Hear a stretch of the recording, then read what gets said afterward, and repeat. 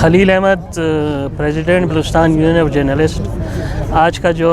احتجاجی علامتی بھوک ہڑتالی کیمپ لگایا گیا ہے، یہ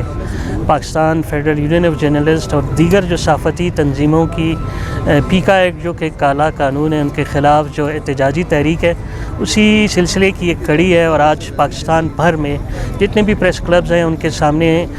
جو یوجیز ہیں انہوں نے احتجاجی علامتی بھوک ہڑتالی کیمپ لگائے ہیں جو کہ 6 گھنٹے تک جاری رہیں گے، اور یہ 3 دن اس کا دورانیہ ہوگا۔ 3 دن جو ہے ہم یہ کیمپ لگائیں گے۔ اس کا بنیادی مقصد یہی ہے کہ پیکا ایکٹ جو کہ کالا قانون ہے اور حق اور سچ کی آواز دبانے کی ایک مذموم کوشش ہے حکمرانوں کی، وہ نہیں چاہتے کہ ان کی کرپشن بے نقاب ہو، ان کی نااہلیاں بے نقاب ہو، لہٰذا اس کو دبانے کے لیے جو ہے انہوں نے یہ قانون سازی کی ہے۔ حالانکہ دنیا بھر میں جو قانون سازی ہیں وہ عوام کو ریلیف دینے کے لیے کی جاتی ہیں، لیکن یہاں جو ہے عوام کی آواز دبانے کے لیے جو ہے یہ قانون سازی کی گئی ہے، جس کے خلاف احتجاجی تحریک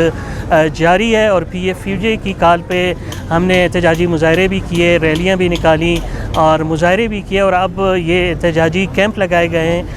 اس کے بعد 21، 22، 23 کو جو ہے اسلام آباد میں پی ایف یو جے کے مرکزی الیکشن بھی ہیں، اور پورے پاکستان کے صحافی وہاں جمع ہو رہے ہیں۔ اور اگر حکومت یہ کالا قانون واپس نہیں لیتی ہے تو پھر ہم اس بات کے قوی امکانات ہیں کہ پارلیمنٹ ہاؤس کے سامنے دھرنا دیں، اور یہ دھرنا اس وقت تک جاری رہے گا جب تک یہ قانون واپس نہیں لیا جاتا یا ایسا منسوخ نہیں کیا جاتا۔ یہ کالا قانون جو پیکا ایکٹ کا جس کا نام دیا گیا ہے، اس میں یہ ہے کہ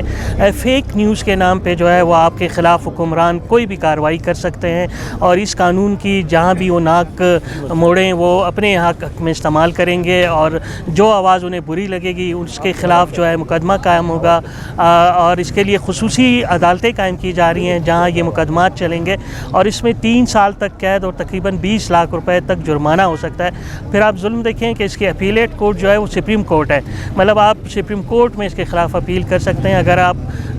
اور سپریم کورٹ جانے میں ایک دور دراز خصوصاً بلوچستان جو کہ ایک منتشر آبادی ہے اور ایک بہت بڑے رقبے پہ پھیلا ہوا ہے، اور وہاں کسی صحافی کے خلاف یہ مقدمہ قائم ہوتا ہے تو وہ کس طرح سپریم کورٹ جائے گا۔